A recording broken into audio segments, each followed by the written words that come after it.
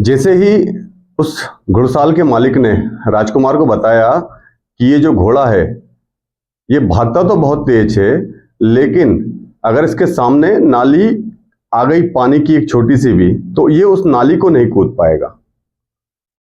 जब राजकुमार ने पूछा ऐसा क्यों, तब उस घुड़साल के मालिक ने बताया कि एक बार इस घोड़े की नानी पानी से बिदक गई थी, तो इसकी माँ भी पानी से बिदकती थी और ये घोड़ा भी पानी से बिदकता है। इतना सुनना था राजकुमार का कि वो उस बूढ़े घोड़े को लेकर भाग चला अपने नगर की ओर, और यहां इंतजार करती रह गई उसकी प्रेमिका, जो उस राज्य की राजकुमारी थी। आपके मन में प्रश्न होगा कि ये क्या कथा है और क्यों ये सब हुआ।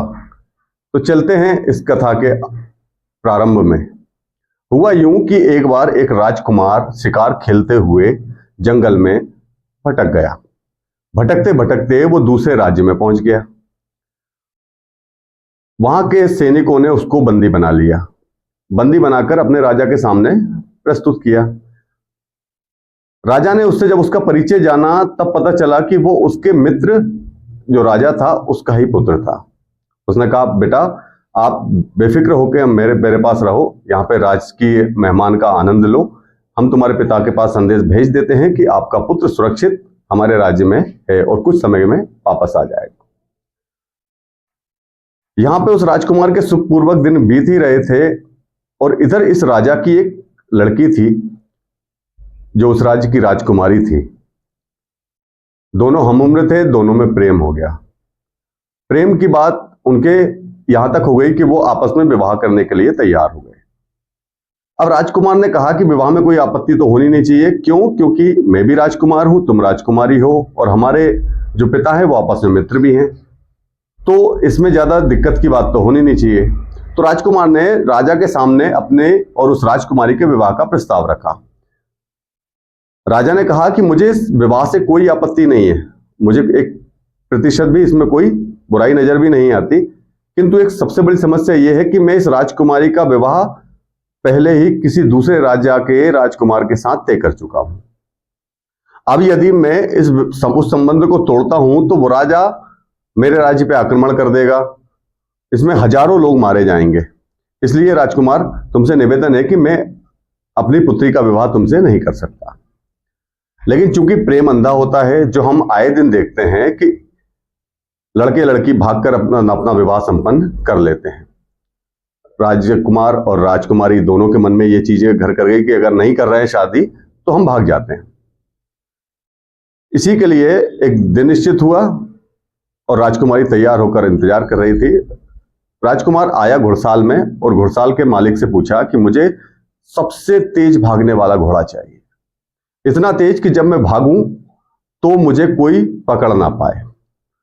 तो उस घुड़साल के मालिक ने कहा कि ये जवान घोड़ा, इसकी जो रफ्तार है, जो इसकी तेजी है, पूरे संसार में इसकी बराबरी का कोई घोड़ा नहीं है। यानी इसको अगर आप लेके भागते हो तो कोई भी आपको पकड़ नहीं पाएगा। लेकिन इसमें आपको इस चीज को बेचने से पहले मैं आपको इसकी एक कमी बता देता हूं।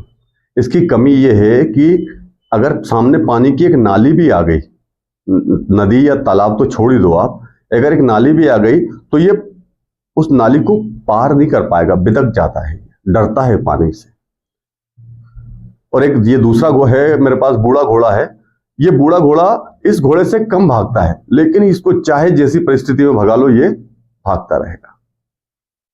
अब राजकुमार ने उससे पूछा कि ये पानी से बिदकता क्यों है। तब उसने बताया कि एक बार इस घोड़े की जो नानी थी वो पानी से डर गई थी, तो इसकी मां भी पानी से डरती थी, और ये जो घोड़ा है ये भी पानी से डरता है। राजकुमार कुछ देर सोचता रहा। सोचते हुए उसने उस बूढ़े घोड़े को लिया और अकेला ही भाग गया। राजकुमारी इंतजार ही करती रही। अब आपके मन में यह प्रश्न होगा कि वो उसको छोड़ के क्यों गया। यही प्रश्न बेताल ने विक्रम से पूछा था कि ये छोड़ के क्यों चले गया, उसको लेकर क्यों नहीं गया। तब विक्रम ने जो जवाब दिया था वो जवाब आपको भी पसंद आएगा। विक्रम ने कहा कि वो राजकुमार उस राजकुमारी को लेके इसलिए नहीं गया क्योंकि जब उसने जाना कि एक पशु के अंदर वो भाव आ जाते हैं जो उसकी नानी ने किए थे, फिर उसकी माँ ने भी किए, यानी उसकी नानी पानी से डरती थी, उसकी माँ पानी से डरती थी, और ये घोड़ा भी पानी से डरता है, यानी इसकी आने वाली जितनी भी नस्लें होंगी वो सब पानी से डरेंगी, जबकि उनका प्रत्यक्ष कोई उनसे सरोकार नहीं था। राजकुमार ने सोचा कि आज मैं अगर इसको लेके भाग जाता हूं, कल को हमारी संतानें होंगी और हमारी संतानें भी वही करेंगी जो हमने किया है, यानी हमने भाग के शादी की है, कल को हमारी संतानें भी भागकर शादी करेंगी। बस उस राजकुमार ने अपनी नस्ल को बचाने के लिए, अपने परिवार, अपने कुल की मर्यादा को बचाने के लिए और आने वाली नस्ल खराब ना हो इसको बचाने के लिए वो अकेला ही राजकुमार जी को छोड़कर भाग गया। आज के संसार में प्रेम विवाह होता है, अगर रजामंदी हो तब सही है। अगर इस तरह भाग भाग कर शादी करेंगे तो आपकी आने वाली संतानें भी भाग भाग कर ही शादी करेंगे। इसलिए अगर आप भागने की तैयारी में हो तो ये सोचकर भागना कि आपकी आने वाली नस्ल खराब होने वाली है। जोश जोश में प्रेम कर लेते हैं, विवाह कर लेते हैं और भागकर कर लेते हैं, उसका दुष्परिणाम बड़ा सामने आता है। जैसा अभी हमारे दो बड़े गुरुओं ने कहा, प्रेमानंद जी महाराज ने और अनिरुद्धाचार्य जी महाराज ने कहा कि जो स्त्रियां 4 जगह मुंह मार के आई हैं या जो पुरुष 4 जगह मुंह मार के आए हैं वो अच्छे पति या पत्नी कैसे साबित होंगे, यह हम अक्सर देखते हैं। आप अंदाज लगाइए, जिसकी मां आज अधनंगी होकर रील्स पर नाच रही होगी उसकी संतानें कैसी होंगी। ना धार्मिकता नहीं, आप धर्म को मत मानिए, आप आडंबर को मत मानिए, हम बिल्कुल उससे संतुष्ट हैं, लेकिन जैसी स्थिति में आज आप नाच रही हैं आपकी संतानें भी उसी तरह नाचेंगी। हो सकता है आप अधनंगी होकर नाच रही हो, वो पूरी नंगी होकर नाचेंगी।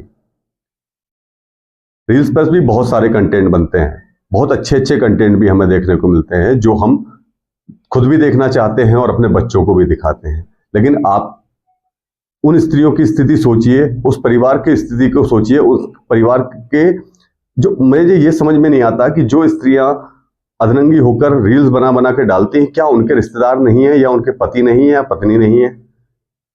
आए दिन हम अखबार में पढ़ते हैं, सोशल मीडिया पर देखते हैं कि पत्नी के रील बनाने से दुखी होकर पति ने या तो आत्महत्या कर ली या पत्नी को मार दिया।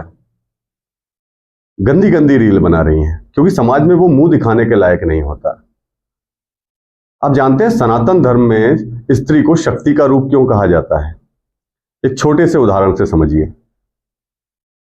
आपके गांव में अगर कोई चरित्रहीन स्त्री है, हालांकि वो विवाहित है, उसके बच्चे भी हैं, लेकिन वो पूरा गांव जानता है कि वो चरित्रहीन है, उसके पति की गांव में क्या इज्जत होती है।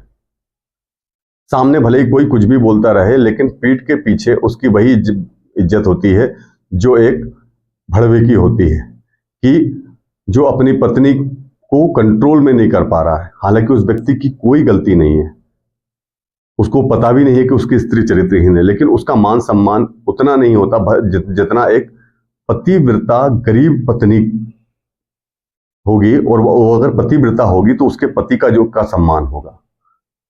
यानी डायरेक्टली पत्नी का चाल चलन विवाह के पहले पिता पे होता है और दूसरा बात होती है पति के ऊपर। इसलिए आप ऐसा कोई काम मत करिएगा जिससे आपकी आने वाले नस्लें खराब हो। बाकी कहानी कैसी लगी और ये जो बातें हैं आपको कैसी लगी, एक बार हमें कमेंट करके जरूर बताइएगा। अच्छी लगे तो सब्सक्राइब कीजिएगा।